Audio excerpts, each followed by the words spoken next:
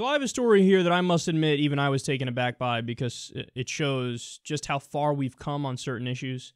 So Raw Story explains here. In August 1995, a Wal-Mart store in Florida sold t-shirts showing Margaret, a character in the comic strip Dennis the Menace, proclaiming that, quote, "Someday a woman will be president." A customer spotted the t-shirts and complained, reported the Associated Press, and the store removed the item. It was determined the t-shirt was offensive to some people, and so the decision was made to pull it from the sales floor, said Jane Bockholt, a spokeswoman for the company at the time.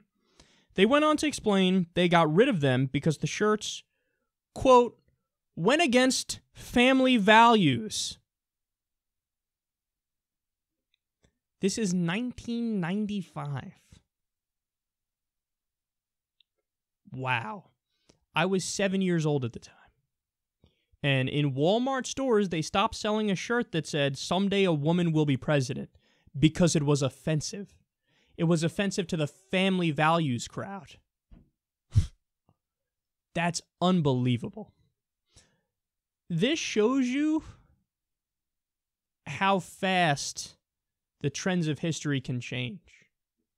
Because imagine this were to happen today, that there's a shirt that says a woman will be president, and someone, I'm offended, and they just pull it. Walmart's like, okay, we won't sell that anymore.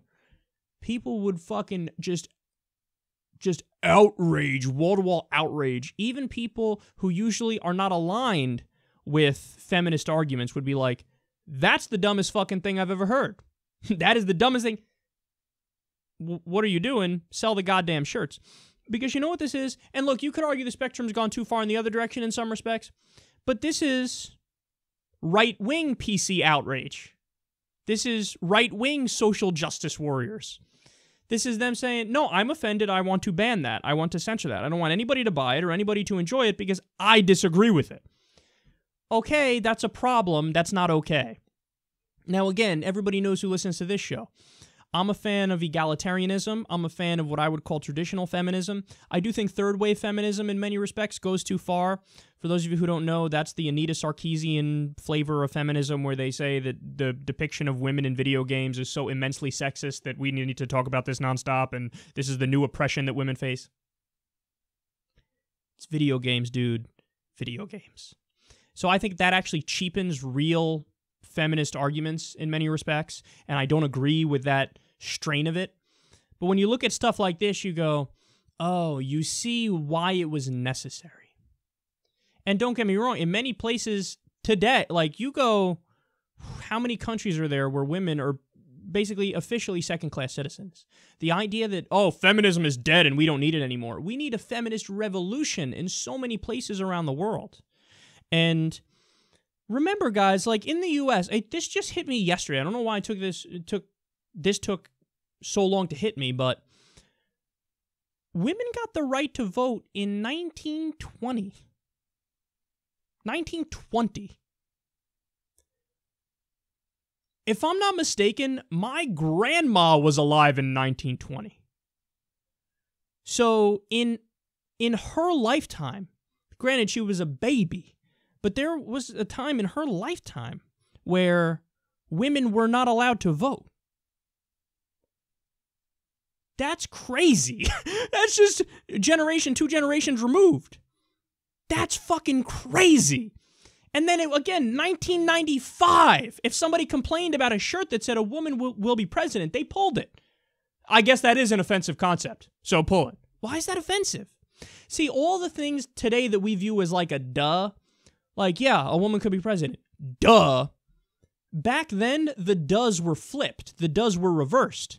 So the duh back then, in 95 apparently, was, oh, it's offensive to some people that a woman could be president. Pull the shirt. Duh. It's offensive to some people.